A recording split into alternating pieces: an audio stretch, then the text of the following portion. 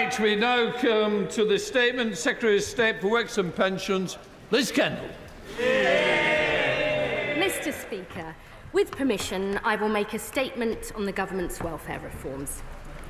This government believes in equality and social justice, and we are determined to build a fairer society where everyone has the chance to fulfil their potential and achieve their ambitions, no matter where they're born or what their parents do.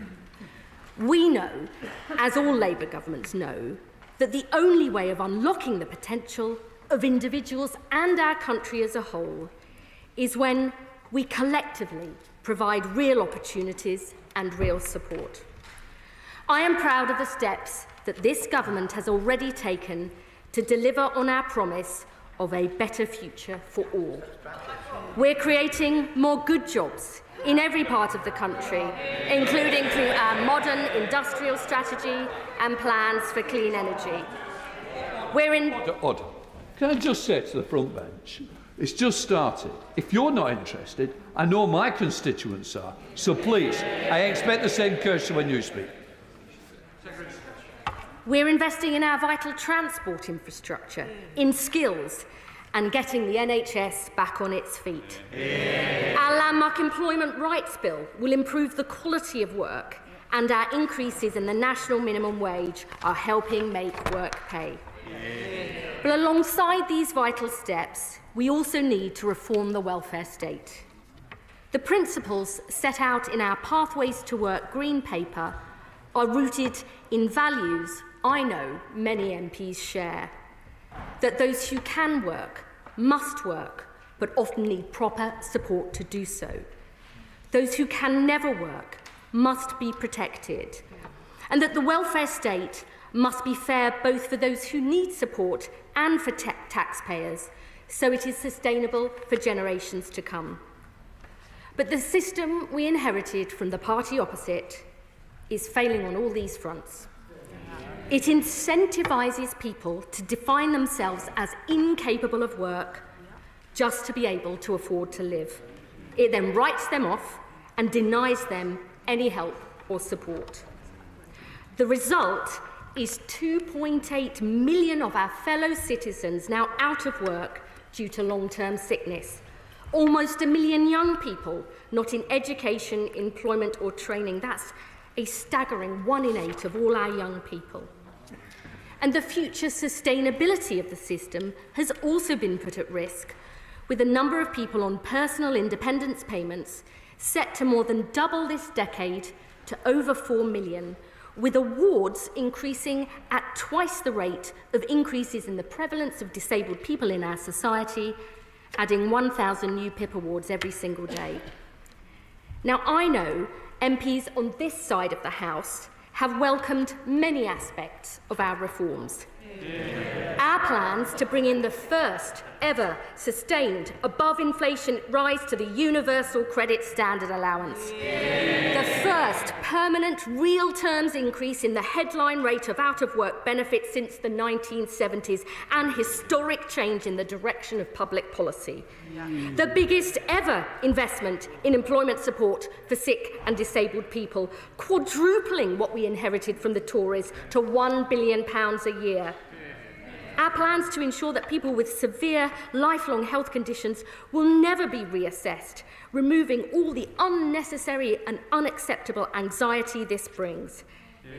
And our plans to legislate for a right to try, guaranteeing that trying work in and of itself will never lead to a benefit reassessment, giving people the confidence to take the plunge and try work, something many organisations have called for years. But, Mr. Speaker, there have also been real concerns about our initial proposals. We have listened carefully, and we are making positive changes as a result. First and foremost, many members of this House, alongside disabled people and their organisations, have been very concerned about requiring existing claimants to score a minimum of 4 points on at least one activity to be eligible for the daily living component of PIP when they are reassessed after November 2026. And they've been concerned that the pace of change was too fast. I fully understand that even though 9 out of 10 people claiming PIP when the changes come in would be unaffected by the end of this Parliament, that this has caused deep and widespread anxiety amongst existing claimants because they rely on the income from PIP for so many different aspects of their lives. So we will now ensure the new 4-point requirement will only apply to new claims from November 2026. This means no existing claimants will lose PIP because of the changes brought forward in this bill, and existing claimants of passported benefits like carers allowance will continue to get them too. Now, some people have said they're concerned it will create a two-tier system. But I would say to the House, including members opposite, that our benefit system often protects existing claimants from new rates or new rules because lives have been built around that support and it's often very hard for people to adjust. For example, some people still receive the severe disablement allowance, which was closed to new claims in 2001. When Labour introduced the local housing allowance in 2008, existing claimants stayed on the old higher rates of housing benefit, and many people are still on DLA, which replaced PIP in 2013. So we believe protecting existing claimants whilst beginning to focus PIP on those with higher needs for new claimants going forward strikes the right and fair balance. The second important question raised by members was seeing more details of our wider review of the PIP assessment before being asked to vote on the changes in this bill, and many MPs also want to know the views and voices of disabled people will be heard at the heart of our plans. So we have today published the terms of reference for our wider PIP review, led by the Minister for Social Security and Disability, to ensure this vital benefit is fit for the future, taking account of changes in society since it was first introduced. The review will look at the role of the PIP assessment, including activities, descriptors, and the associated points, to ensure these properly capture the impact of long-term health conditions and disability in the modern world. And it will be co-produced with disabled people, their organisations, clinicians, other experts and MPs before reporting to the Secretary of State by autumn next year and implemented as soon as possible thereafter. The third issue of concern was that our plans to freeze the universal credit health top-up for existing claimants and for future claimants with severe lifelong health conditions and those at the end of life would not protect incomes in real terms, even with the increase in the universal credit standard allowance. So I can today confirm that we will ensure for these groups the combined value of the universal credit standard allowance and the health top-up will rise at least in line with inflation, protecting their incomes from these benefits in real terms every year for the rest of this Parliament. And together with the changes to our proposals for PIP, this will ensure no existing claimants are put into poverty as a result of the changes in this bill. And finally, Mr. Speaker, whilst there has been widespread support for the extra investment we are putting into employment support for sick and disabled people, I know many honourable members on this side of the House have been concerned that this isn't enough. So I can today announce we are putting an additional £300 million into employment support for sick and disabled people. So we will be delivering a total of £600 million for support next year, £800 million the year after, and £1 billion in 28-29, increasing our total spending on employment support for sick and disabled people to £3.8 billion over this Parliament, because disabled people who can work shouldn't wait to have the same rights and chances to work as everybody else. And the measures we are announcing today will cost around £2.5 billion in 2029-30, and the overall savings and costing of our reform package will be certified by the OBR in the normal way at the next fiscal event. Mr. Speaker, welfare reform is never easy, but it is essential. because there is no route to equality or social justice based on greater benefit spending alone. The path to a fairer society, where everyone can thrive, where people who can work get the support they need, and where we protect those who cannot work, that is the path we seek to build with our reforms. Our plans are rooted in fairness for those who need support and for taxpayers.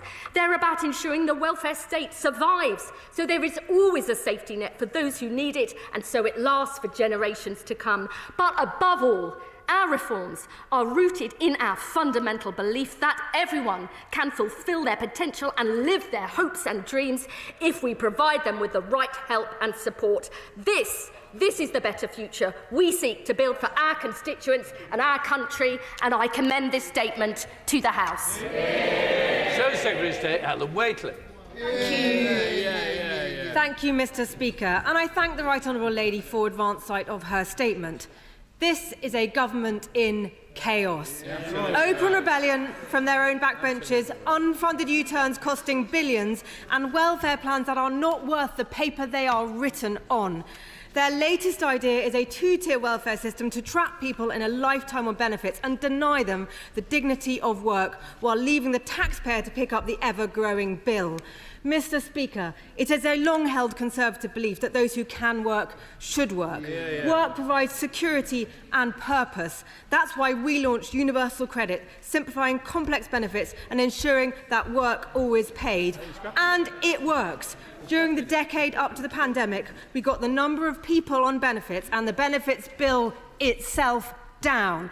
800 jobs were created for every day that we were in office. Giving millions of people the dignity and security that work brings. But then, during the pandemic, we saw something new. The health and disability bit of our benefit system started to break. The bill is forecast to hit £100 billion by 2030. One in every £4 of income tax will be spent on health and disability benefits, more than the entire defence budget. This is not fair for the taxpayer, not fair for people who are written off, and certainly not sustainable for the country. Yet, despite Labour having 14 years in opposition and now a year in government, they still don't have a plan to bring down the welfare bill or get people into work. What we now have before us is a rushed and chaotic compromise. It is not reform in any sense of the word. It is woefully unambitious about savings, conspicuously lacks compassion, and achieves no meaningful change of a system we all know is broken. Thanks to the government's latest climb down, we are left with a plan that will save just £2.5 billion of a £100 billion bill by introducing a two-tier system. Two people diagnosed with Parkinson's a week apart will now receive different levels of support, all to clear up an internal Labour argument. The government's own impact assessment shows that these plans won't get a single person into work. The idea that work is the guiding motivation for these changes is laughable. And it's not there aren't things that the government could do. They could reform the fit nose system, which sees 94% of people applying being told that they are too sick to do any work at all. They could say today that they would make all sickness benefit assessments face-to-face. And they could get a grip of the rising claims for common mental health problems like anxiety and depression. Claims for these and neurodevelopmental conditions like ADHD are the main reason for the steep rise in the number of people in sickness benefits and make up more than half of all new claims. Absolutely. The Centre for Social Justice have found that you could save up to £9 billion by reforming these benefits. But nothing we've seen from Labour over the last couple of weeks suggests that they have the courage and conviction to grip this problem. And in the meantime, our welfare bill will only continue to rise. Mr. Speaker, we agree on the need for reform and have set out under what conditions we would support the government. First, the welfare budget must come down. Second, we need to get people back into work. And third, there must be no new tax rises to pay for increases in welfare spending.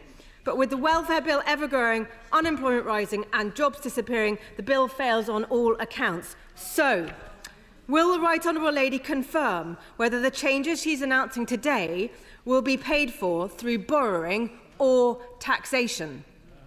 Could I ask, where are these good jobs she claims to be creating when vacancies are going down and unemployment is going up?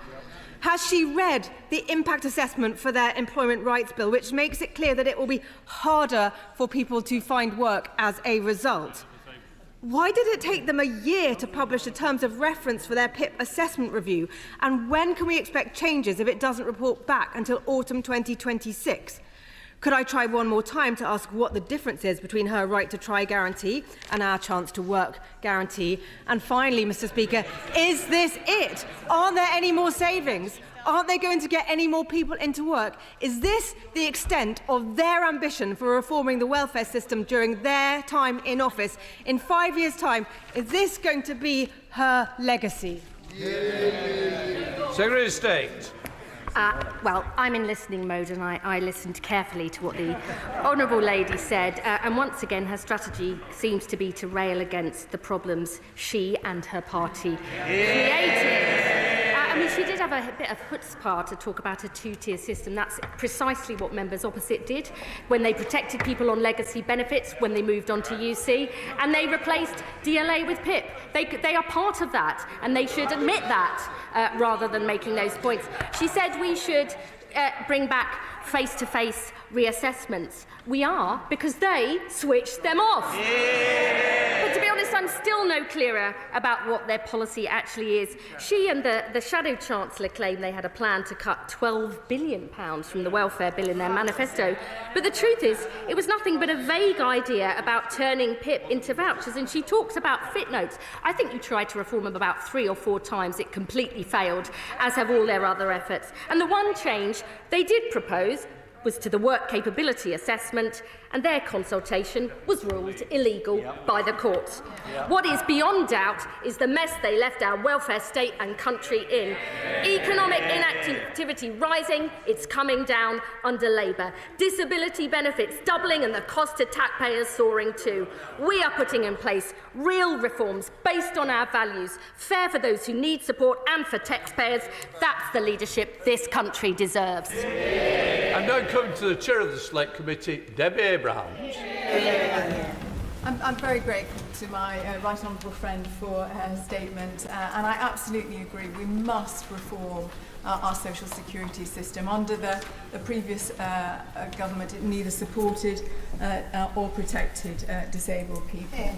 I'm also very supportive of the principles that the government has set out. But can I just query some of the points that she has said, particularly about a new PIP assessment process under the PIP review that my right honourable friend, the Minister for Social Security and Disability, will be undertaking. She said that 4 points won't apply until November 2026, and that the review will report in November 2026. But surely the PIP review should determine the new process. If this is being truly co-produced with disabled people and their organisations, the review should determine both the new process, the new points and the new descriptors, and we shouldn't predetermine it at 4 points at the moment.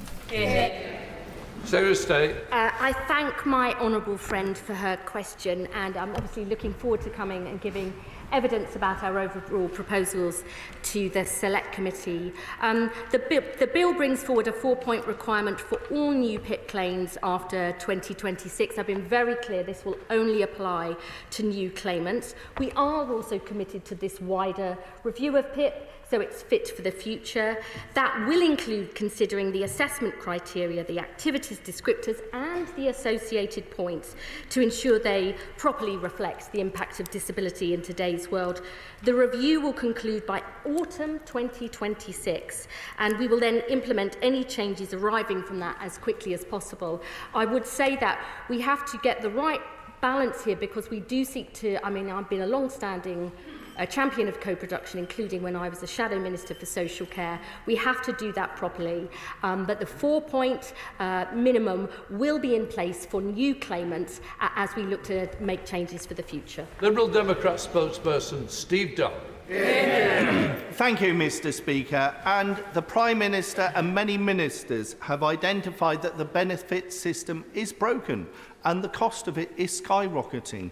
But balancing the books on the backs of the poor is wrong-headed in the extreme. The proposals today are a leap into the dark. Colleagues, Liberal Democrat colleagues, and I are really concerned that these proposals are rushed proposals, and legislation that is rushed is often wrong with unintended consequences. As Liberal Democrats and the Member of Parliament for Torbay, we're really concerned about disabled and long-term sick, their children, their families, and also carers. There are some root causes here. Our broken NHS and social care system needs to be resolved so that there is the support for those who are most in need. Our access to work scheme is broken and needs resolving as a matter of urgency. There are some real challenges there, and so I hope the Minister will give some genuine answers around what consultation has the Minister undertaken with carers, and also what cost shunting have you identified for our care and social needs system with any proposals. And finally, will the Minister consider withdrawing these proposals so there is adequate consultation and scrutiny to avoid any bystanders being hit by these proposals? So stay. The honourable gentleman for his question. I do know he cares passionately about these issues. He raises the urgent need to make sure that our NHS is back on its feet, and we are beginning to make a difference with waiting lists down for the first time in 2 years, creating 4 million more appointments in our first year, when that's more than double we promised. He talks about the failings of access to work. I absolutely agree. That is why, as part of the Green Paper, we are looking to reform it so it's available to more people in future. And we passionately care about family carers. And as I said in my statement, existing benefit PIP claimants will be protected as a result of the changes announced today, and all those carers who get their carers allowance because it's a passported benefit. I would say to him too, we are looking at the future of social care with the review by Louise Caseby. The reason we are bringing these changes forwards is we do not think that it is acceptable that the UK has one of the widest disability employment gaps in Western Europe at 28%, much higher than Germany, France and Sweden. We think that's unacceptable. We want to change it, and that's why we're making these reforms. Can we try and speed up question and answers? It's not your fault. I'm just thinking of the numbers. Everybody wants to make a comment. I understand why. Joanna Baxter is a good example. Thank you very much, Mr. Speaker. I welcome my honourable friend's statement and the additional £300 million for employment support, and also that the PIP review will be co-produced with disabled people and their representatives. But many of my constituents in Paisley and Renfrewshire South are relying on the Scottish Government for employment support and also for getting waiting lists down to help them back into work. So can she outline for me what discussions she is having with the Scottish Government to address those concerns? Well, our new Jobs and Careers Service applies in all parts of the UK, including Scotland, to help get more people back into work with personalised support. And I would simply say the spending review has delivered an additional £9 billion for Scotland, the biggest ever settlement in the history of devolution. And I just hope that the SNP matches our ambition to get more people into good work instead of cutting the employability budget as they have done in recent years. John Glenn. Thank you, Mr. Speaker. I think the vast majority of people in this country believe in a welfare system that is compassionate to the vulnerable and particularly the disabled. But that they can no longer understand why so many people in this country, in contrast to other similar countries, have so many in this situation where they're not working. Yes, we were in power for 14 years, and during COVID, when as a minister we made decisions like stopping face-to-face assessments because we couldn't do it. Yes. But we all recognised that that process of recovering from that COVID time has not gone as well as it should have been. But I would say to the Secretary of State, if she cannot deliver the shift in the numbers, this economy is in a death spiral. She needs to recognise that these changes need to reset radically to meet the expectations of the country. I absolutely believe that we've got to reset the system. We have to make sure that everybody who can work gets the opportunity to do so and the support that they need. That is precisely what we're trying to do with these plans. And I would just gently say to the honourable gentleman who I admire that it is precisely that failure and that mess that we are now trying to tackle. Hillier. Thank you, Mr. Speaker. Mr. Speaker, I thank the Secretary of State for the movement made in the last week. It would have been good to have had those conversations earlier. We are where we are. In response to my honourable friend, the chair of the Department for Work and Pensions Select Committee, my right honourable friends spoke about the November deadline and the 4 points kicking in. Could she explain to the House the rationale for settling on those 4 points in one category prior to the Timms review?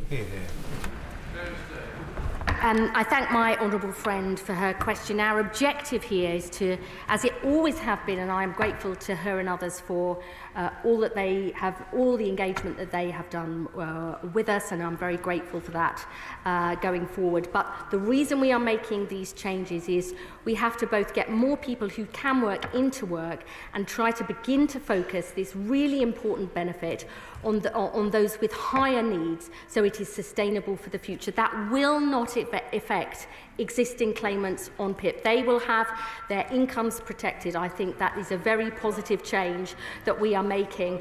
The Timms review will indeed look at those descriptors and the points that are allocated as part of a much wider assessment, because we have to make sure this benefit lasts for the future, to make sure it is always there for those in greatest need. Very bold.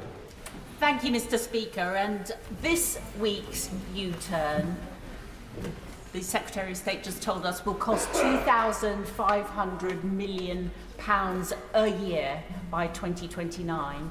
So can she tell the House how she proposes to cover that expense?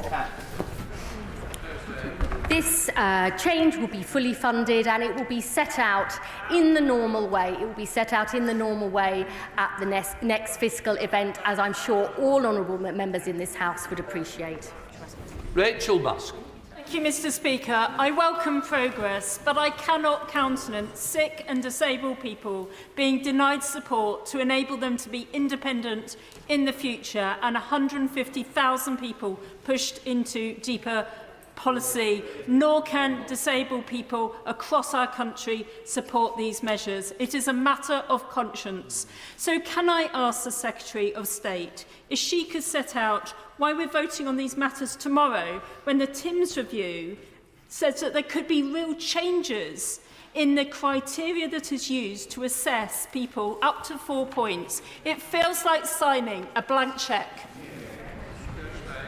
I know my honourable friend cares passionately about these issues, but may I just say, no existing claimant will be put into poverty as a result of the changes in this bill. The figures she are giving are about future notional claimants, and they take into account none of the record levels of employment support we are putting into the system. We have published very clear evidence that proper support programmes can get sick and disabled people into work, to stay in work, making sure they can improve their incomes and their lives. And I would say to all honourable members, we have absolutely committed to co-producing the Timms review. Indeed, we will be working very closely with disabled people about our reforms to access to work, how we make that pathways to work investment get the best results for disabled people and for their families. That work will take time, but we will implement the decisions as soon as possible. Madeira Wilson.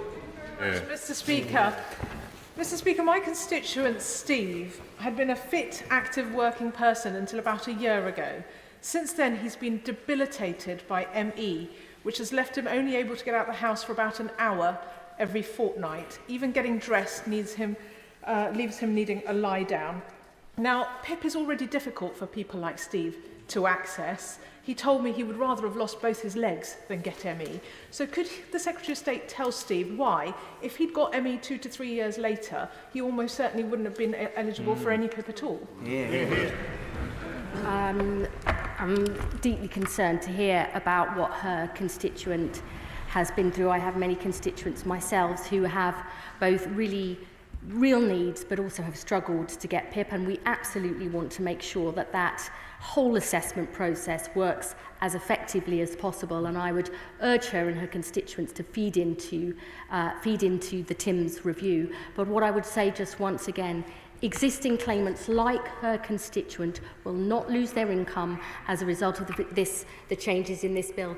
It is very common throughout the benefit system to have existing claimants protected on old rules and old rates, and that is what we are doing today. Dr. Bridton. Thank you, Mr. Speaker. I welcome her words that recognise the need to enable disabled people to fulfil their potential. Since April, I've engaged with the government, making it clear I could not support the proposals on PIP. Our manifesto committed to championing the rights of disabled people and to the principle of working with disabled people. Having no public consultation on these plans excludes the voices of disabled people. This is not just about process. This makes disabled people worse off. The principle of fairness means disabled people had a legitimate expectation to be consulted, and in order to fulfil the Equality Act Section 149, Public Sector Equality Duty. Why did the Department for Work and Pensions choose not to consult with disabled people on PIP proposals, and what work will her department do to win back the trust of disabled people? My honourable friend is a powerful voice, and I know she will always remain that in this House. We are absolutely committed to co-producing this PIP review led by Sir Stephen Timms. She may know we are also setting up collaboration committees on access to work and on pathways to work to make sure we really get this right. I look forward to meeting with her and many other disabled people and their organisations to absolutely make sure we get this right as we go forward. Sir Desmond Swade. To describe it as fair and equal, to treat people with identical conditions differently purely on the basis of whether they are an existing applicant, an existing recipient of benefits, is Orwellian newspeak on stilts, isn't it? So why did his party do it for 14 years? Vicky Foxcroft. Thank you, Mr. Speaker, and I thank the Secretary of State for her statement. Will the TIMS review have the powers to review the planned budget savings for future claimants of PIP and UC health components? And secondly, if claimants request a reassessment because of worsening health conditions, will they be assessed on the current criteria or new eligibility criteria? I thank my honourable friend for her question. The PIP review is not driven by an objective of making savings. It's about making sure that this really vital benefit is fair and fit for the future. And as is the case now, people can request reassessments whenever they want. For existing claimants, they will remain under the new rules unless they request a reassessment until November 2026. And from November 2026 onwards, there will be that 4-point minimum. Kirsty Black. If this is what they think people voted for, what people wanted when they voted in July last year, why was it not in their manifesto? Why did they not put in their manifesto that they were going to cut the winter fuel payment, that they were going to keep the two-child cap, and that they were going to push 150,000 more disabled people into poverty? Is it perhaps because she realised how deeply unpopular and wrong these changes would be? I mean, it was, I don't expect her to have read every line of our manifesto, but reforming the benefits system was in our manifesto, and so too is our commitment to tackling child poverty. And I would say I am beyond proud that the Chancellor invested the resources we need to extend free school meals to all families on universal credit and lift 100,000 children out of poverty, a down payment on our child poverty strategy this autumn. Chair of Women's Equality, Sarah Owen. Thank you, Mr. Speaker. We all agree that the welfare system needs reform, but many of us in this place believe that changes for disability support should not take place without listening to disabled people's voices and experiences. Over the last few days, I'm hopeful that the government has shown strength in listening and moving on what they've heard. However, I have a question on the sequencing. What is the logic of making changes to future claimants before finishing the TIMS review, now co-produced with disabled people? Could this lead to not just 2 tiers, but 3 tiers? Those existing claimants, those new claimants who will lose out, and those post-TIMS review? No, that won't be correct. As I've set out in my statement, existing claimants on PIP will be protected. But the reason that we are making the changes for future claimants is we want to start to focus that for future claimants on those with higher needs. But current claimants of both PIP and, as I've set out, on Universal Credit Health Top-Up, no one who are claiming those benefits will be pushed into poverty as a result of the changes in this bill. James White. Thank you very much, Mr. Speaker. Health and sickness benefit spending is set to hit £100 billion by the end of the Parliament. So why isn't she bringing forward proper reforms rather than these rushed cuts imposed by the Chancellor that only save £2 billion and duck the difficult decisions that deal with the scale of the challenge that we face? I mean, perhaps he should make that point to his front bench when they had 14 years. Good job. Thank you, Mr. Speaker. Can I welcome the clarity my right honourable friend has set out, particularly for existing PIP claimants and those with severe conditions. But my constituents, who I met this weekend, would want to be actively a part of designing the changes that affect them. So can the Secretary of State confirm that my constituents will be able to feed their direct lived experience into the PIP review?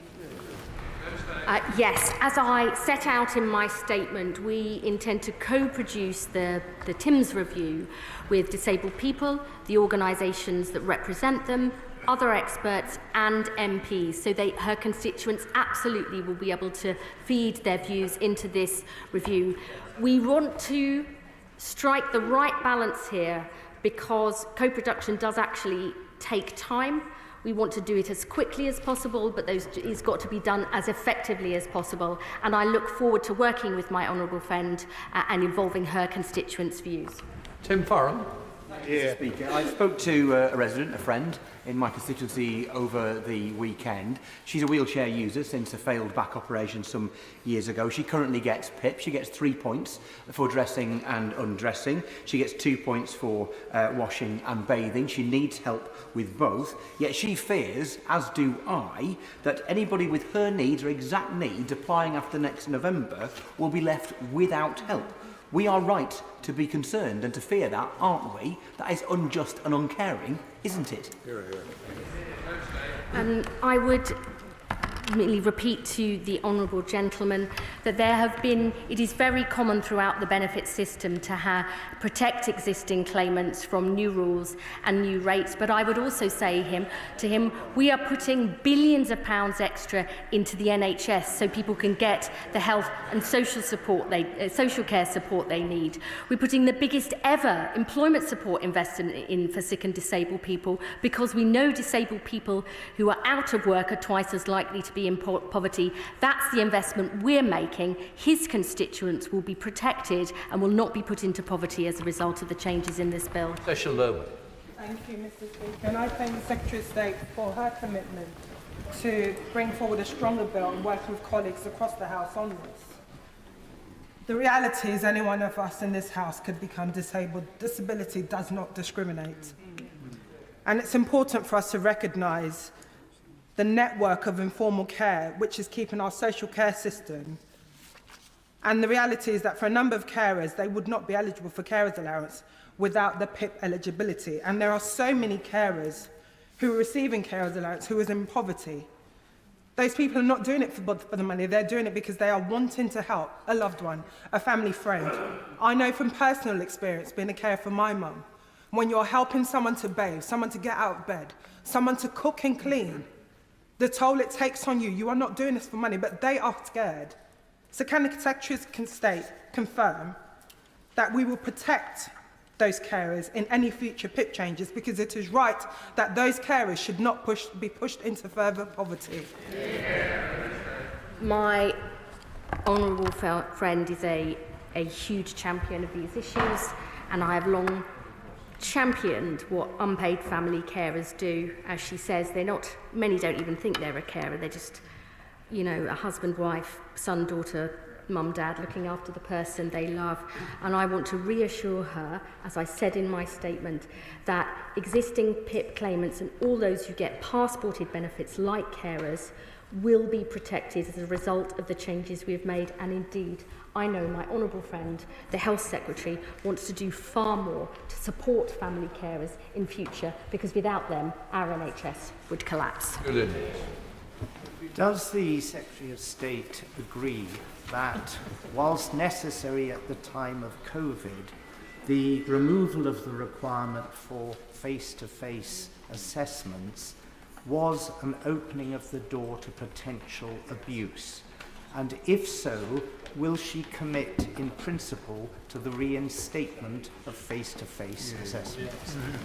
That's exactly what we committed to in our Green Paper. Good, Snell. Thank you very much, Mr. Speaker. Presumably the outcome of the Timms review will require some form of primary legislation to enact the changes to the system that will come from the Department of Work and Pensions, in which case, Mr. Speaker, can I suggest to the Minister that removing clause 5 from the bill tomorrow and putting it into any future legislation means the Department can still have its thresholds in the future if it wants to, but only once everybody knows what the criteria against those judges will be made? Well, we are co-producing this review, and it may result in changes that require primary legislation or secondary legislation or other action, and I don't want to preempt that. Let me just bring the honourable gentleman, the House, back to what the purpose of these changes are, which is to make sure we have a system that is fair for those who need support and fair for taxpayers, and so that we do try and put the welfare state on a more sustainable footing in future. Because if we don't, my real fear is it won't be there for the very people who really, really need support going forward.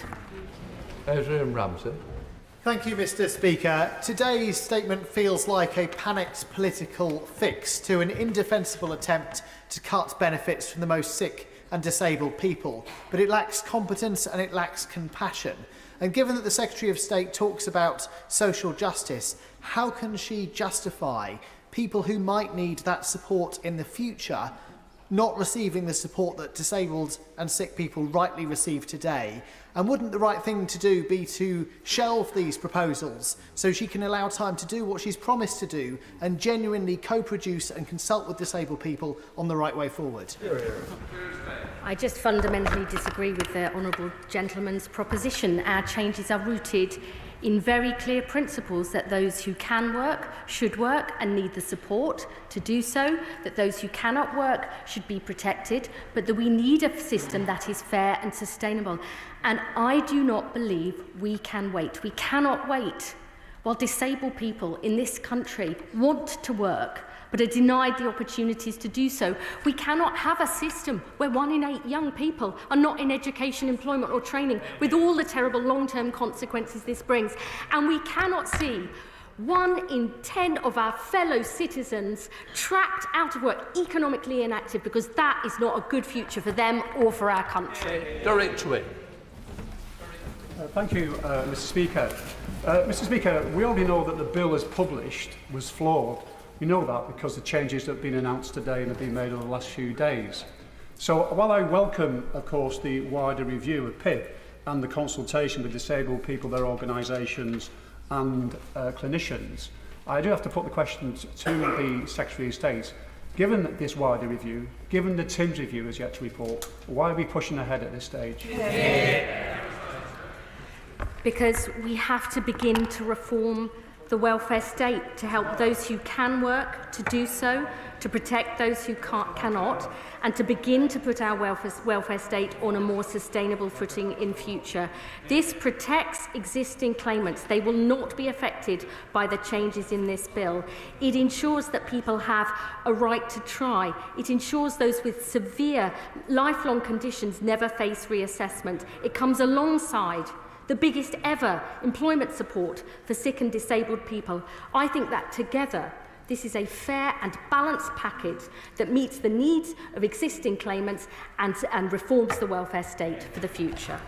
Thank you, Mr. Speaker. There were almost 1 million fewer workless households in 2024 than there were in 2010. And one factor behind that was universal credit and reducing the barriers and the perceived risks of going back into work if you weren't sure how it was going to work out. Now, notwithstanding the right to try, if there are in future going to be 2 different levels of health component outside of the severe conditions criteria, isn't that going to raise those barriers back up and do the exact opposite of her stated intent?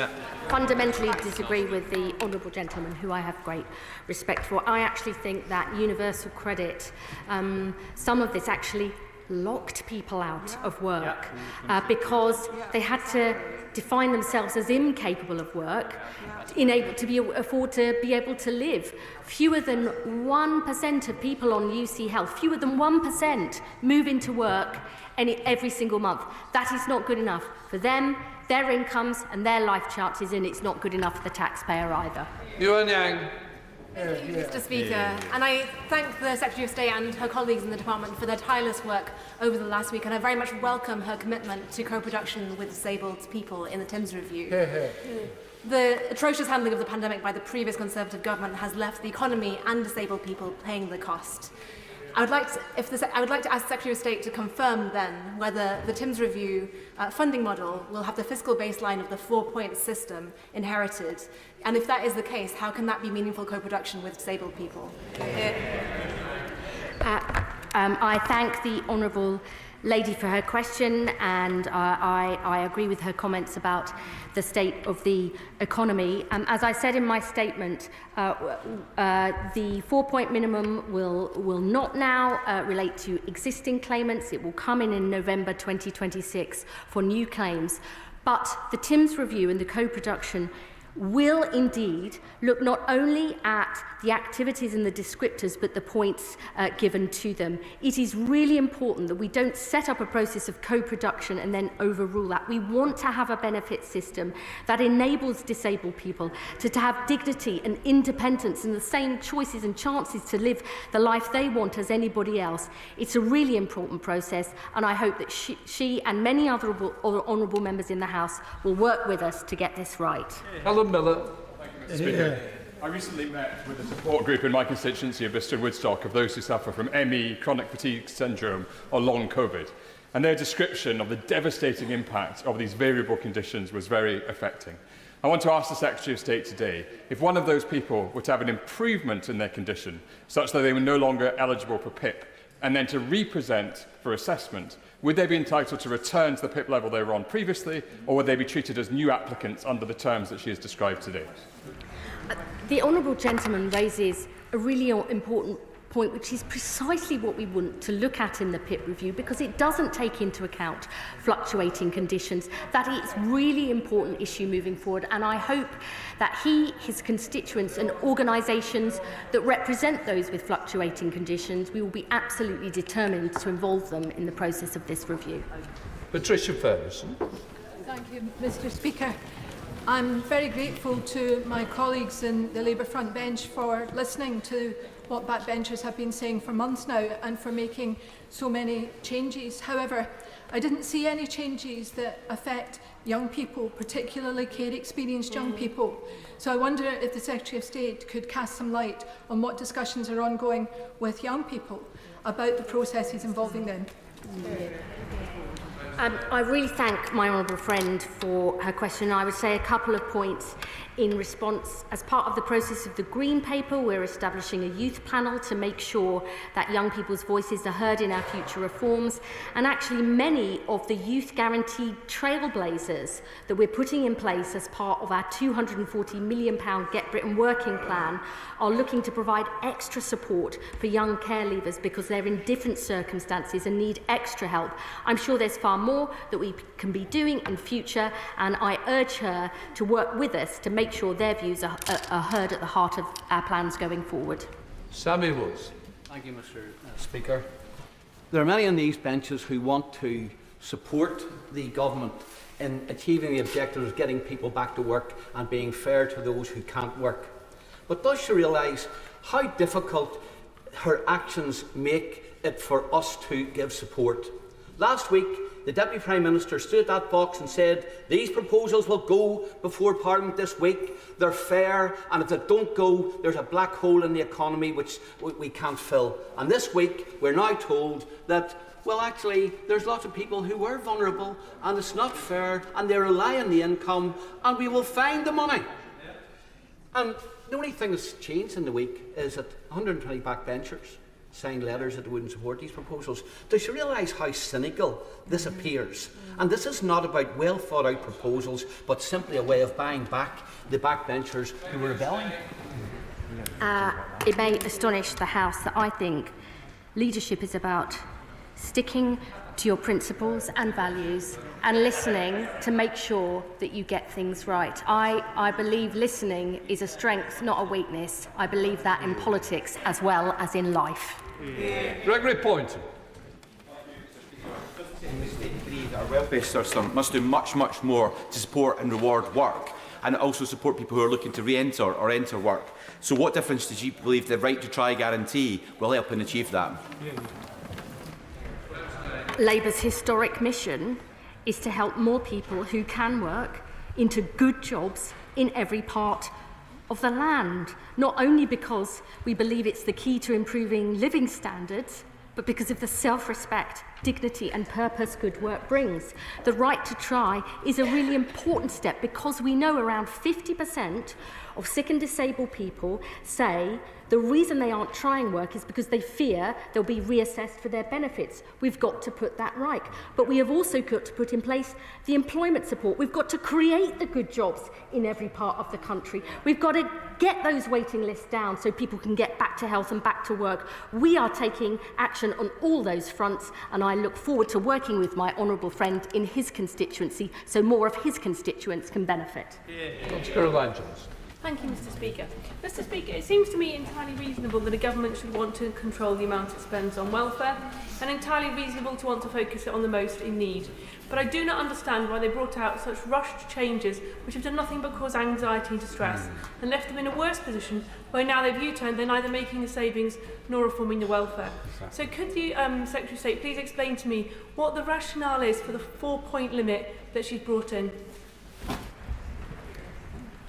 For new claimants, it's because we believe we need to begin to focus this vital disability benefit on those with higher needs, because I am really concerned that a doubling of the number of people on PIP over this decade from 2 to 4.3 million, with claims and awards rising at twice the rate of the increase in the number of disabled people in society. I am deeply concerned that that risks the sustainability of the future, the system in future, and we have to make sure it's there for those who really need it, providing that vital safety net going forward. And she talks about things having a reasonable approach.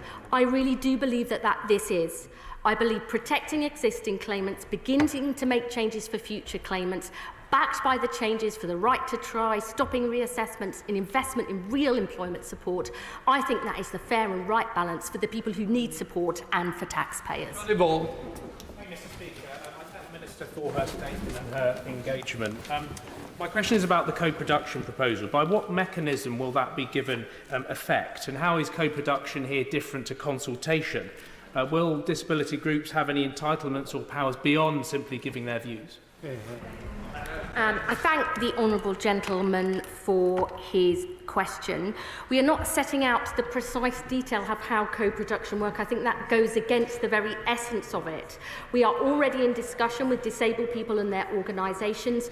On our green paper, we've already set up what we call collaboration committees on our reforms to access to work and our pathways to work investment in employment support, because we want to get this right. We look forward to those discussions to make sure people have a proper say and are fully engaged and involved, because we want to make sure we get this right. Thank you, Mr. Speaker. In her statement, the Secretary of State recognised, I quote, that existing claimants rely on the income from PIP for so many different aspects of their lives. One aspect, of course, for many is work. Why does she think that new claimants won't have the same need? And what aspects of their lives does she think they should curtail? The Honourable Lady raises a really important point, and access to work is precisely there to support people who have needs over and above the legal requirements on employers to make reasonable adjustments. We need to fix that system because the backlogs are too long, not enough people are getting that support, and that is precisely why we're consulting on the future of access to work, and we will make the changes that people need so they can get the help they need to get good, meaningful work and stay in work and deliver that as soon as possible. Richard Burke. Thank you, Mr. Speaker. Despite the changes, isn't it the case that over 400,000 disabled people are constituents who need assistance to cut up their food, wash themselves, go to the toilet, dress themselves, will be denied PIP from next year when they currently would have got it? And isn't the reality that Labour MPs will have to deal with this week after week after week in their constituency surgeries? And wouldn't it be better if, rather than trying to save political face, the government pulls this artificial politically imposed deadline of tomorrow? It's important not that we save face, but that we get it right. Many honourable members have understandably raised concerns because their constituents on PIP right here, right now, are extremely anxious, even though 9 out of 10 of them who are on PIP by the time these changes come in would not have been affected. They will be protected in future. The TIMS review will look at this vital benefit going forward, the activities, the descriptors and the points it gets, and I really hope the Honourable Gentle will engage with us throughout this process to make sure we get it right. Anne Davies. Diolch yn fawr, Mr Llafaridd. The UK Government's amendments to the Universal Credit and the Personal Independent Payment Bill weren't included in the initial statement on the bill's compatibility with the European Convention on Human Rights. Discrimination is a real concern given that two people with the same condition could receive different support based on when they become sick or turn 18. So will the Secretary of State now make an updated statement on compatibility and also confirm that the Department has complied with a public sector equality duty under the Equality Act 2010? I can indeed confirm that we have complied with all of our legal requirements. Stella Creasy. Thank you, Madam Deputy Speaker. I don't doubt the commitment of the Secretary of State to getting this right.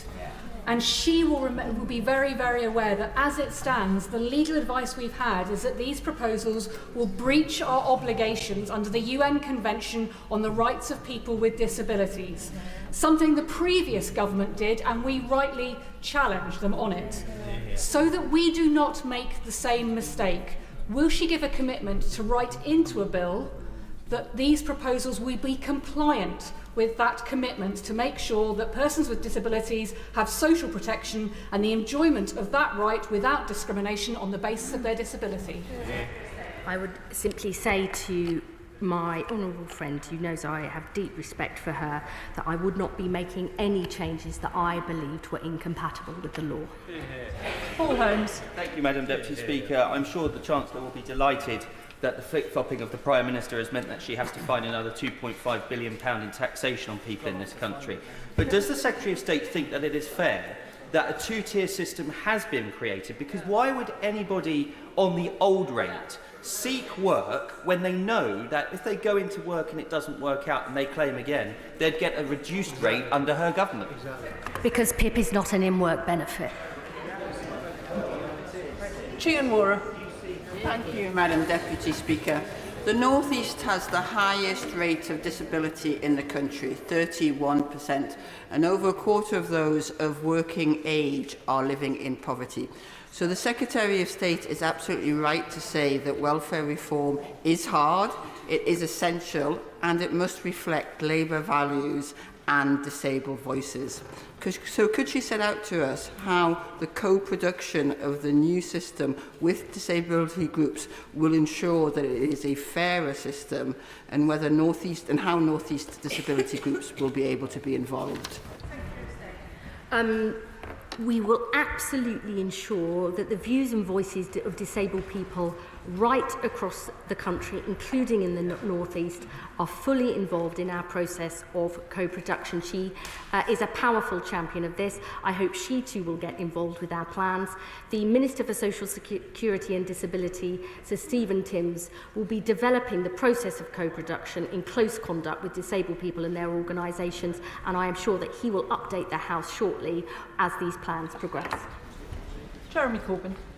Madam Deputy Speaker, on page 3 of her statement, the Secretary of State asks herself the rhetorical question about a two-tier system. Can she simply confirm that somebody now eligible for personal independence payment gets it, somebody with a similar condition, whenever this bill has become law, suffers the same kind of condition, will not be eligible for the personal independence payment, and their support will be either from friends or family or no support at all?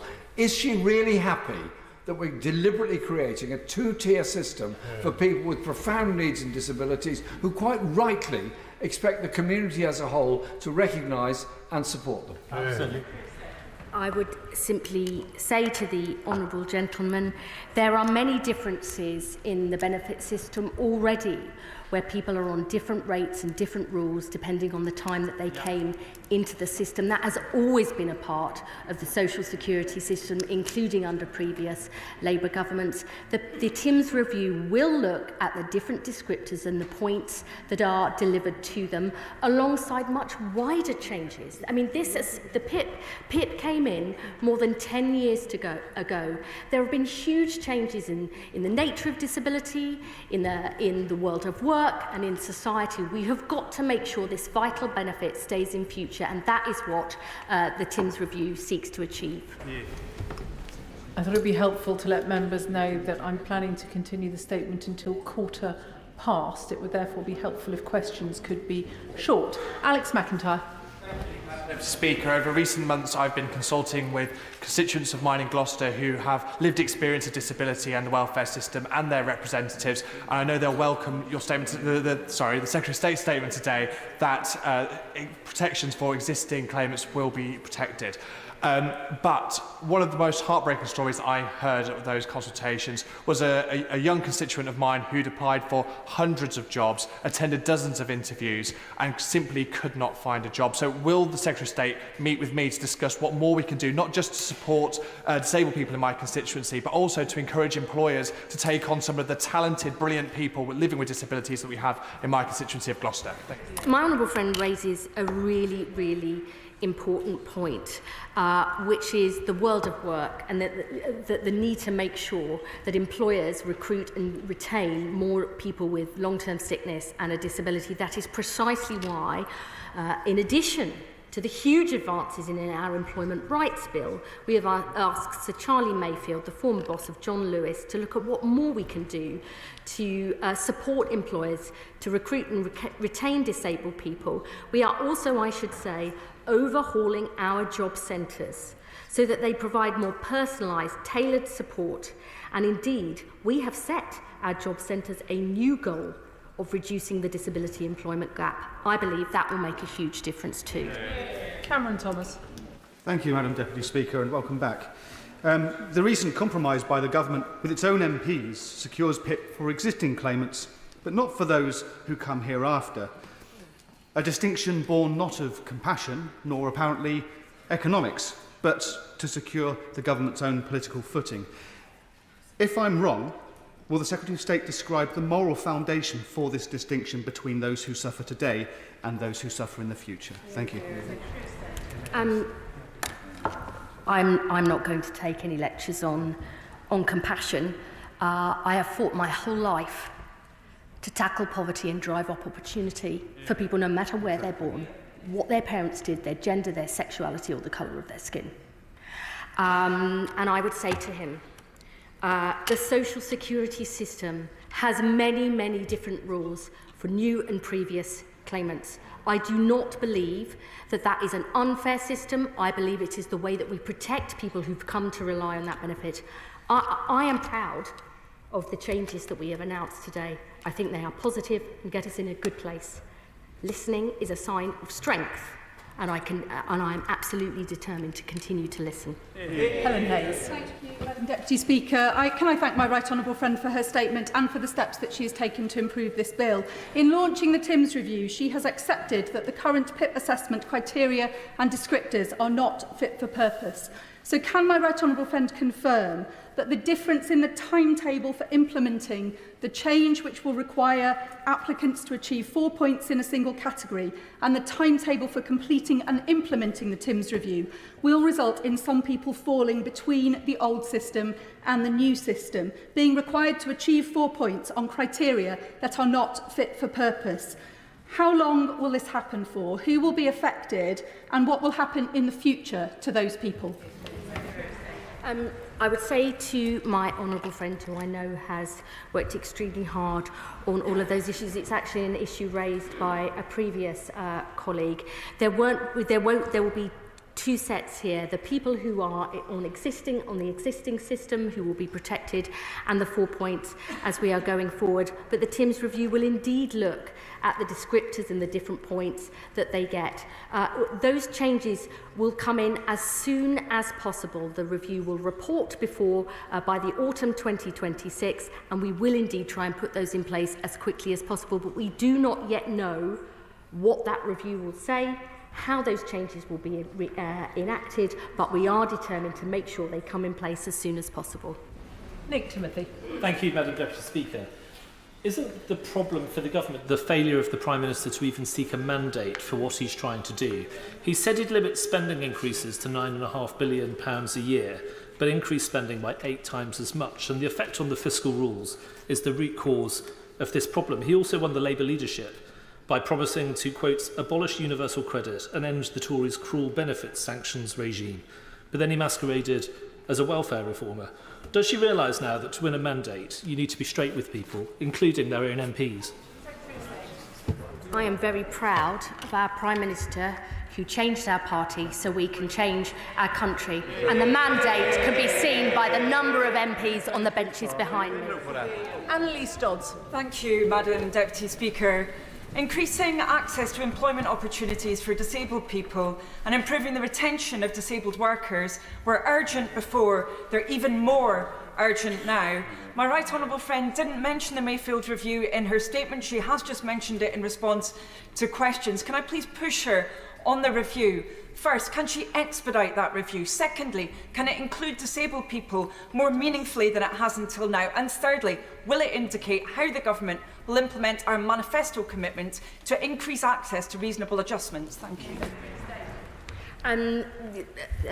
The Mayfield review will be reporting before the budget. I know that Sir Charlie Mayfield indeed wants to work very closely with disabled people and the organisations that represent them. He's actually seen very inspiring examples of what good employers are doing and good things that other countries are doing, which I think will provide some really insightful lessons. And I would also say to the House that my honourable friend, the Minister for Social Security and Disability, has already said that we are looking at whether we should actually put in place a time frame within which employers need to respond to requests for reasonable adjustments, because we want to make sure those adjustments are made as quickly as possible so more disabled people can get work and stay in work. Helen Maguire. Madam Deputy Speaker, why are the proposed PIP cuts still being applied to new claimants, many of whom have equally urgent and severe needs as existing claimants? The reason we are protecting existing claimants and beginning to focus PIP on those with higher needs in future is because we want a system that actually is sustainable and lasts. And I do not believe it is sustainable to have a doubling of the number of PIP claims every decade, adding 1,000 people a day, rising at a faster rate than the increase in prevalence of disabled people in this country. And the truth is, we know the parts of the country that have the highest disability benefit claims and incapacity benefit claims are the places that were decimated by the Tories in the 80s and 90s when whole industries closed, who have yet to have the investment that they need to create those jobs and haven't had the investment into the NHS. I have always believed in the social model of disability. We have got to put these things right. We need to do that urgently because disabled people deserve a better life than they had under members opposite. Darren Paffy. Madam Deputy Speaker, and I thank my right honourable friend for her work on this and for coming to make this statement today, though I do share honourable members' concerns that actually changes before a review remain putting the cart before the horse. I must just press her, while I welcome the changes that bring immediate security and protection for existing claimants, can she please confirm that if an existing claimant or someone on a legacy benefit is reassessed, will they be treated under the new measures or the existing ones? And for carers, future applicants will have that eligibility increased. So can she confirm if carers are going to be included in the co-production review carried out by Minister Timms? Yes, absolutely. Indeed, myself and the my right honourable friend, the Minister for Social Security and Disability, met with carers organisations the day after we published the Green Paper and many other disability organisations. I want to be crystal clear on this. People who are currently on PIP and are on PIP by the time these changes come in November 2026 will remain on that benefit under those old rules. Jim Allister. Thank you. In the first lines of her statement, the Secretary of State affirms that this government believes in equality. Where is the equality in evaluating one person's eligibility for the daily living component of PIP on the practical consequences of their disability and evaluating another according to the date of their application? I mean, this is a really common issue within the benefits system, and if we could never change it, we wouldn't make the reforms to make it sustainable for the future. Existing claimants will remain on those rules even if and when they are reassessed. The changes will come in for new claimants from November 2026, but our review will look, as I've said many times before, at the different activities and descriptors and the points that they will get, because we need to make sure this vital benefit is sustainable for the future. Ruth Jones. Madam Deputy Speaker, and I thank the Secretary of State for coming this afternoon, and I welcome her announcement that the Timms review of the PIP process will be undertaken in partnership with people with disabilities, because this is critical, because we know that currently over 70% of appeals against PIP outcomes are overturned in favour of the claimant. We need to get the assessment process right first time and every time for all applicants. Does she agree? Yes. Josh Babarindi. Thank you, Madam Deputy Speaker. I decided to go into politics because I believe that luck plays too great a role in shaping people's respective courses and qualities of life. But unfortunately, the system that has been announced today leaves the fate of many disabled people in our country down to luck. Were you applying before November 2026, or were you applying after November 2026? I hope that the Secretary of State will reverse her decision and drop this bill tomorrow. But in case she won't, will she commit to engaging with Kathy, a disabled person in my constituency, who runs a Facebook group of 44,000 people advising on PIP and disability-related matters, in order to ensure that her voice and their voice is at the centre of their plans going forward? I mean, I will absolutely commit to making sure her views and voices are heard, and I'm sure as a strong champion for his constituency, he will ensure that. But I don't believe it's about luck. I believe that parts of this country and different types of people have been repeatedly neglected and denied opportunities and support. Exactly. There is nothing about luck here. It's about people and places that have been written off and denied opportunities for so long. Governments, if they're determined, can make a difference, and that is what we intend to do. Tonia Antoniazzi. Thank you, Madam Deputy Speaker. Regarding welfare reform, I've surveyed my constituents and submitted the findings to the consultation. I've met with disability groups across Swansea and disabled constituents to hear their concerns. But the problem that I've seen most prevalent in Gower has been the incompetence of capita and the inconsistencies of DWP decision makers. And this is why, Madam Deputy Speaker, I really do genuinely welcome the Timms review. So what reassurances can she give that the Timms review will address this and give confidence in the decision-making process? She should 100% send me these findings and concerns in detail. One of the reasons that we are not only bringing back face-to-face assessments but recording them as standard is because precisely we want to get to the bottom of this and make sure we put it right. Jim Dixon. Thank you, Madam Deputy Speaker. Over this weekend, I was privileged to be able to have a number of in-depth conversations with people and families living with disabilities. And I'd like to thank the DOT for the kindness community for bringing that event about.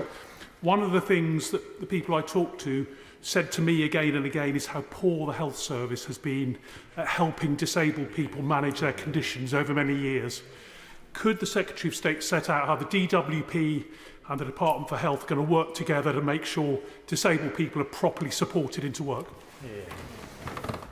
My honourable friend raises a really important point. There is far more that the health service can do to help people with long-term sickness and disability to better manage their conditions. They can't do it on their own. They need the right help and support.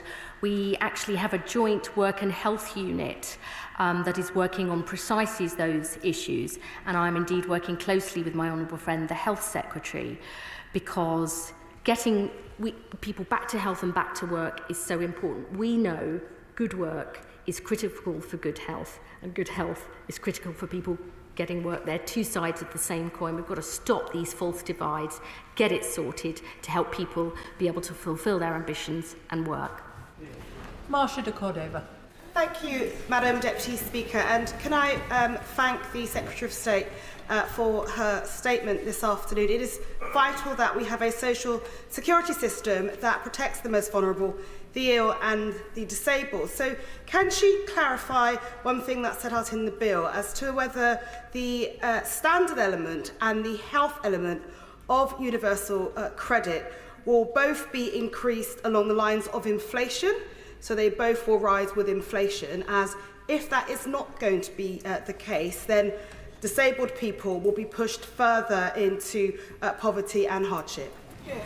Thank you. I want to be really clear about this, that the combined rate of the standard allowance and the health top-up will indeed rise in line with inflation, so that existing claimants are protected in real terms, and for those with severe lifelong conditions and those at the end of their life, their incomes will be protected through the combined universal credit standard allowance top-up in real terms too.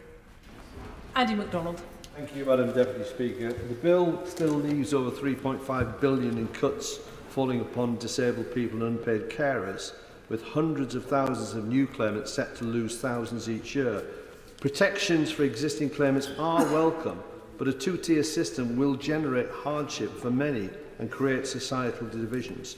We're being asked to vote without vital evidence, whether that's the OBR's impact assessment or the Timms and Mayfield reviews, while serious questions remain unanswered. Without clarity on outcomes and implementation, will the Secretary of State continue to listen and withdraw this bill and co-design welfare reform with disabled people's groups? May I say to the honourable gentleman, who I have great respect for, that none of this takes into account the biggest ever investment into employment support for sick and disabled people.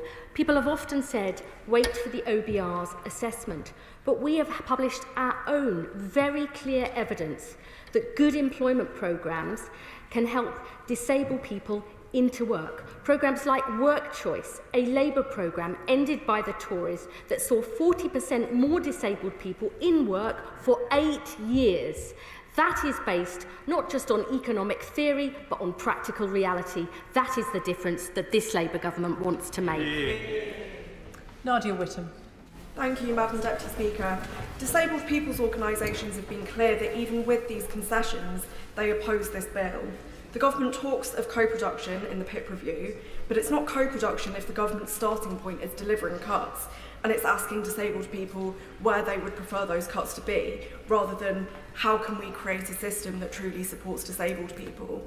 Does the Secretary of State not accept that after months of the government ignoring disabled people, the only way meaningful co-production can take place is by pulling this bill and going back to the drawing board?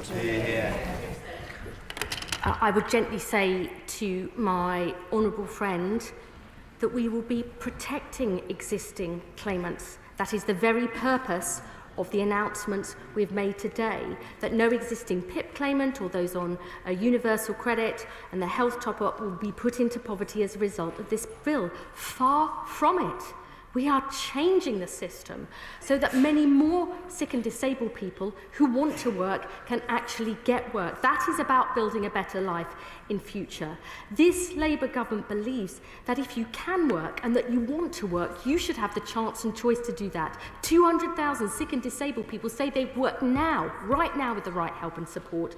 We are not cutting the support for that, we're actually increasing it because we believe that is the key to a better life. Kirstine Sullivan. Thank you, Madam Deputy Speaker, and I thank the Secretary of State for her statement and indeed the recent movement to protect existing claimants. Now, I appreciate that adult disability payment is a matter devolved to the Scottish Government. However, my constituents are really concerned about the potential for differing qualifying criteria across the nations, which may result in limiting access to passported benefits from November 2026. So what assurances can the Secretary of State give my constituents that they won't lose benefits that they currently have access to and the vital support on which their households rely? And can also ask, following on from the response to my honourable friend, the member for Dulwich and Norwood, I'm really unclear now. Is this House being asked to agree 4 points without knowing the outcome of the TIMS review with regard to descriptors, or could that review result in more fundamental reforms that would rip up the current PIP? On the first point my honourable friend raises, she will know that PIP is devolved in Scotland. I believe the Scottish Government is actually reviewing the ADP at the minute, including on eligibility criteria. That will be a matter for them. But I want to be clear to the House that the new 4-point minimum requirement will come in November 2026 for new claims going forward. Existing claimants will be protected. Of course, the TIMS review will look at the different descriptors and the points that they should get in future, but that 4-point minimum in the daily living component for new claimants will remain. Matthew Patrick. Thank you, Madam Deputy Speaker. The party opposite presided over multiple reforms of welfare and the results were a disaster. But perhaps cruelest of all was adults who have an irreversible health condition, who could never work, being forced to go through reassessment after reassessment, jumping through hoops. So can my right honourable friend please confirm that with these Labour reforms, that cruel legacy will be ended once and for all? Yes, I can, because I believe the unnecessary and unacceptable stress that created was not right, and we will fix that with these reforms, with this bill going forward, because people need to live in dignity and security. Mark Ferguson. Thank you, Madam Deputy Speaker. The Labour Party is defined by work, defined by the dignity of work. So is my community in Gateshead and Wickham. The belief that you should be able to work to provide for yourself, your family and your community. Too many people in my community have been let down by successive governments of all sides by not creating the jobs that we need. And with a failed system, not one person who's spoken today, not one has defended the existing indefensible system. So what will the Secretary of State do to ensure that communities like mine, where work and a lack of work is the problem, receive the support we need? My honourable friend speaks powerfully about Labour's historic mission to help people who can work to do so, and the fact that his constituents have been denied that support for so long. We want to transform that. We believe that in an ageing society where more of us will be living with a disability and with 1, 2 or more long-term chronic conditions and caring for people, that we have to change the welfare state. We have to provide more support to help people work. The world of work needs to change too. And that is why we've not only commissioned the Mayfield Review, but that we are putting in the biggest ever employment support for sick and disabled people, and why I've announced an additional £300 million for that support today. Can I please encourage members to keep their questions short, or you will not all get in? Harpreet Uppal. Thank you, Deputy Madam Speaker. Having met with disabled constituents over the last few months, there's no doubt the initial proposals caused anxiety, so I do welcome the changes for existing claimants and also the TIMS review, but can I urge the Secretary of State to look at the sequencing to make sure that review does happen before we assess new claimants. And just one final point, Deputy Madam Speaker, is the assessors themselves. There's no doubt the involvement of private companies has caused problems with the use of Capita and Maximus, and also having assessors who don't understand health conditions. Can we make sure we look at that properly? Yes, we are absolutely committed to looking at that. In fact, we announced in our Green Paper that we are overhauling our entire safeguarding process, including the training of assessors. We want to get this right. We're also going to be not only bringing back face-to-face assessments, but also recording them as standard. Together, I believe this will make a real difference in the whole process to make sure we get the decisions, the right decisions, right first time. Ian Byrne. Thank you, Madam Deputy Speaker. These so-called concessions go nowhere near far enough, and tomorrow I'll be voting against these cruel cuts. But I want to ask, could the Secretary of State name a single disabled person-led organisation that supports this legislation? I understand why disability organisations are making the points that they do. That is their job. Our job is something different. Our job is to take the right decisions that we believe are fair, to make sure we have a system that works for people who need support, but that is also sustainable for the future. Yeah. That is not easy.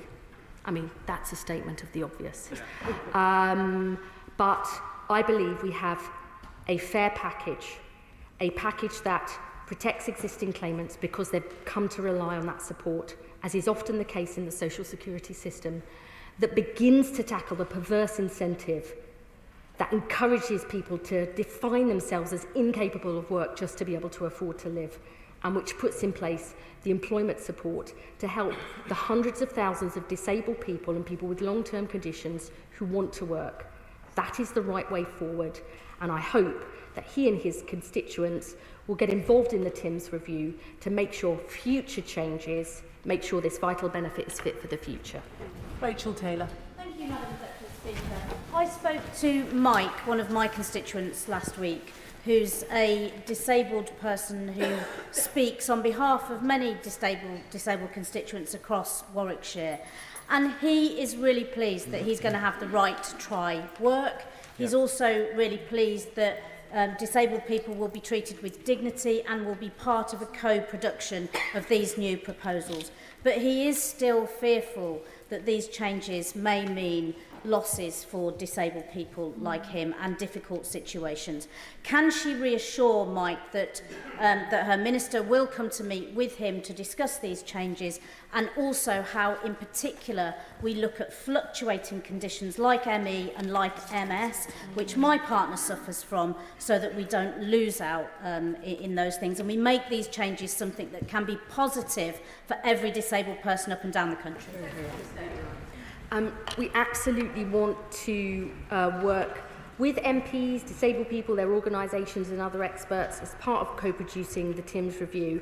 And I think this point about fluctuating health conditions is really important and something that we have to crack for the future, because so many people have those conditions. They may be able to work one day, not another, 3 days at home, but not 5 days. That we've got to make this fit for the future, because the reality is we're living longer, more of us have disabilities, more of us have 2, 3 or more long-term conditions. The welfare state in its broadest sense, I mean the NHS as well as the benefit system and the world of work, have got to wake up to this, because as we live for longer, we will have to work for longer, but we've got to make that practical and decent. Clive Efford. Thank you, Madam Deputy Speaker. This is a relatively small bill, but one core part of it has now been delegated to the PIP review and will not report until November 2026. So, can my right honourable friend say just how many disabled groups have indicated they want to participate in the PIP review? Because she set out a number of red lines today, which I doubt that they would agree with. And if they were to propose that we do not have a two-tier system, what would be the government's response?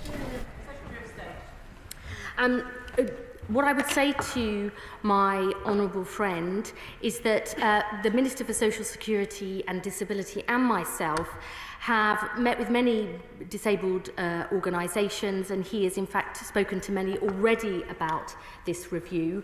We will continue to discuss with them precisely how the system of co-production will work, but I want to assure him that it is serious, that we want to make sure people's views and voices are heard, and I would encourage him as a Member of Parliament to get involved in that process too. Josh Fenton-Glynn. Thank you, Madam Deputy Speaker. As a signatory to the reasoned amendment, I welcome the listening that's gone on, because a lot of people with disabilities will sleep more soundly in their bed knowing that their benefits are protected.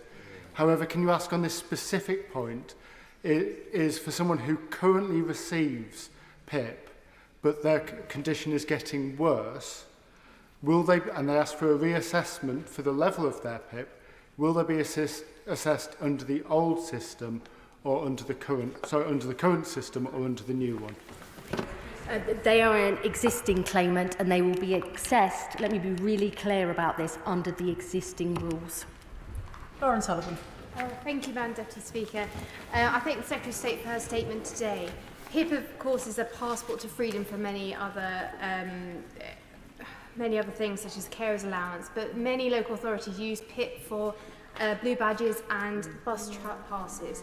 Has the Secretary of State have a plan to mitigate the impact of these potential changes to the eligibility for PIP on blue badges and bus passes for disabled people? As I said in my statement, existing PIP claimants will continue to have that benefit. It won't be affected even if they have a reassessment, and so too will all those passported benefits. Carers allowance is the best known, but all of those passported benefits will be included in that protection. Graham Downey. Thank you very much, Madam Deputy Speaker. Earlier this morning I met with Parkinson's UK, who are very concerned with the changes to both PIP and universal credit, and it will not take account of those with variable conditions. Can she commit that Parkinson's UK will be involved in the co-design of the changes to PIP, universal credit and other welfare benefits, and that any welfare change will fully consider those with Parkinson's and other variable conditions? I mean, I am absolutely sure Parkinson's UK will be involved closely in the PIP review. Alice MacDonald. Thank you very much, Madam Deputy Speaker. 2 weeks ago I held an in-person consultation on the welfare reforms, and many of my constituents were deeply concerned about the proposal, so I do welcome the changes that the Secretary of State has announced in terms of existing claimants. I wanted to just ask about the employment support, and I welcome the additional support being brought forward. When will we get more detail of how that will be allocated to schemes across the country, and will the people most affected who need it also be involved in the co-production of those schemes so they work effectively? Yes, we already do have what we're calling a collaboration committee on the pathways to work funding to make sure it really meets the needs of sick and disabled people. And I would say, as I've said in this House before, you know, it really is about a pathway to work. For some people, just getting out of the house, well, getting out of bed is a huge achievement. Others, going along to a group, beginning to speak to other people, getting their confidence back. So it really is a pathway to success. We will obviously be setting out precise allocations of the pathways to work funding in due course, but I want to reassure members this will be really available in every single part of the country. Tom Hayes. Madam Deputy Speaker, I grew up caring for two disabled parents. As a kid, I saw firsthand the harms that happen when the British state routinely lets down disabled people. It's why disabled civil rights activists have a phrase, nothing about us without us. And it's why I'm looking for genuine and meaningful co-production. On Friday, I brought together 7 Bournemouth support organisations and people with lived experience, and they wanted me to raise 2 issues. The first is continuing concern about eligibility criteria. The second is, will the mental health support that this government is rolling out be there in place in sufficient quantity to support potentially new claimants by November 2026? My honourable friend raises a really important point about mental health support, this government is absolutely determined that there is parity of esteem between physical and mental health. We have already recruited 6,700 of the 8,500 additional mental health workers we promised in our manifesto. We're putting in place new emergency mental health services. We're bringing new Young Futures hubs, which will include mental health support. But I know that my honourable friend, the Health Secretary, is determined to make sure that support is available in every part of the country. And I'm sure we'll be hearing more in the coming weeks and months. Chris MacDonald. Thank you, Madam Deputy Speaker. Can I thank the Secretary of State for acknowledging at the dispatch box the anxiety of disabled people. I'm also grateful for the time of the Disability Minister in listening to my concerns about the PIP assessment process, concerns that I now see reflected in the TIMS review. But I'm sure the Secretary of State will be disappointed to hear that on a consultation event in the North East recently, some of my constituents found that the venue was not fully disability compliant. Can she assure me that the participation in the TIMS review will ensure full accessibility? That's unacceptable, and I will sort it. Neil Duncan-Jordan. Thank you, Madam Deputy Speaker. And can I thank the Secretary of State for her statement. I wonder if she will reflect on whether the bill we have before us tomorrow is the best way of making welfare policy. And wouldn't it be better to withdraw the bill and wait for the TIMS review to complete its important work? Welfare touches on the lives of millions of people in this country every single day, and making changes is never easy, and perhaps particularly for a Labour government, because tackling poverty and inequality is in our DNA. But I believe we must begin to make these changes, to make sure those who can work get the support they need, to protect those who cannot, and to begin to slow the rate of increase in the number of extra people going on to sickness and disability benefits. Because I believe the route to equality and social justice can never come from extra benefit spending alone. It has to come from putting in place the good jobs, the decent health service, the skills, the transport infrastructure, the good world of work that we know is the key to bringing in a better life. Imran Hussain. Thank you, Madam Deputy Speaker, and it's clear that the central issues for many on this side of the House remain. Rushing through legislation without full and meaningful consultation with disability groups is the wrong way round. You don't build policy first and ask questions later. The government's arbitrary deadline is not a necessity, it's a political choice, and it's forcing through decisions that risk pushing hundreds of thousands of more disabled people into poverty. Therefore, I say to the Minister with absolute sincerity on behalf of many members, do the fair thing, more importantly, do the right thing, withdraw this bill and listen to disabled people. I believe we are doing the fair thing and the right thing. We are beginning to make reforms to put our welfare bill on a sustainable footing so it lasts for generations to come. We are beginning to put in place the employment support that sick and disabled people have been denied for too long. And we are making sure those with severe, lifelong conditions are never again reassessed, that there is a new right to try. Together, I believe this is a fair and balanced package, and above all, I believe it is the right one. Tom Rutland. Thank you, Madam Deputy Speaker, and can I welcome my right honourable friend's statement and the government's work to ensure that help is there for those who need it now and in the future. Many in this House will be worried that the progress on closing the disability employment gap stalled under the party opposite at 28 percentage points. So will the Minister confirm that this is one of the metrics the government is focused on through this strategy, and that this gap must and will close under this government? We are absolutely determined to achieve that. I do not believe it is acceptable that in this country the disability employment gap is 28% and is one of the widest in all of Europe. In France, Germany and Switzerland, I think it's around 22 to 23%. We have got to tackle that, because if we believe in the equal rights of disabled people who can work to work as anybody else, we have got to start making a difference. The package we are putting forward today, I know, that this is an issue of deep concern for many members across the House, but I believe it is a fair package and the right package. I will continue to listen to members in this House, but I would say we cannot wait to reform the welfare system. People need us to make changes and our country demands it. Jenny Riddle-Carpenter. Thank you, Madam Deputy Speaker.